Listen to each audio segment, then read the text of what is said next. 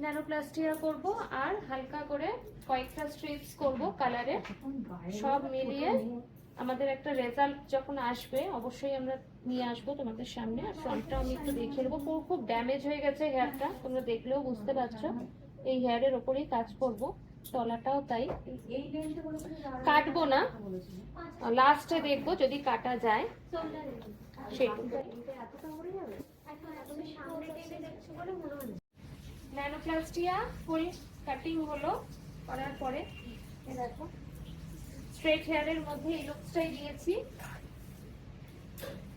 এখন এসছে রেজাল্ট, দেখো ফ্রন্টেও লেয়ার্সই আছে, যাতে ব্যাকে করলে সামনে একটুখানি ব্যাংকের মতন আসে হেয়ার, সেরকম ভাবেই হয়েছে কাটিংটা করা।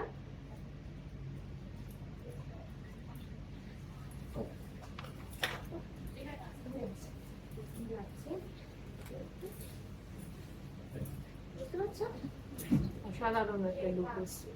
এই লুকসটা আমি অনেকদিন ধরে এক্সপেক্ট করেছিলাম, বাট ফার্স্ট টাইম এই লুকসটা আমি এখানে এসে পেলাম। Thank you. এবার তুমি এদিক ওদিক একটু করো, এই যে দেখছো এই যে হ্যাঁ হ্যাঁ এরকম ব্যাপারটা কিন্তু আচ্ছা, এটা কোনো রকম ভাবে এবারে ওদিক ওদিক একটু করো।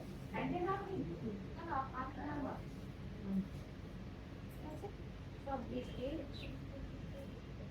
বাউন্সি একটা, হ্যাঁ বাউন্সি একটা লুক। স্ট্রেট বলতে স্ট্রেটনিং তো হয়নি, এটা তো ন্যানোপ্লাস্টিয়া এর ট্রিটমেন্ট হয়েছে, ন্যাচারাল একটা স্ট্রেট লুকসটা আছে।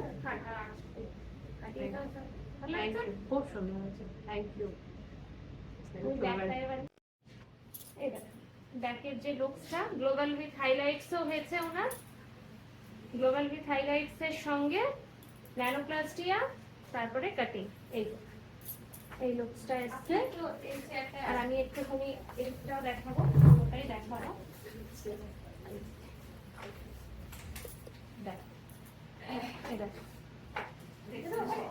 হ্যাঁ চলে আসবে আমার ফ্রন্টেও একটু একটু খেলাবেন, একটু পিছন দিকে। এই স্ট্রেট হেয়ারের মধ্যে বাউন্সি লুক, এই লেয়ার্স এর উপরেই পুরোটা করা হয়েছে। দেখো কিরকম লাগছে দেখতে। আর অবশ্যই কিন্তু তোমরা কমেন্ট করে জানিও যে নিহারিকার কাজ কেমন লাগলো। পুরো হেয়ার ফুল হেয়ার ট্রান্সফরমেশনই হলো।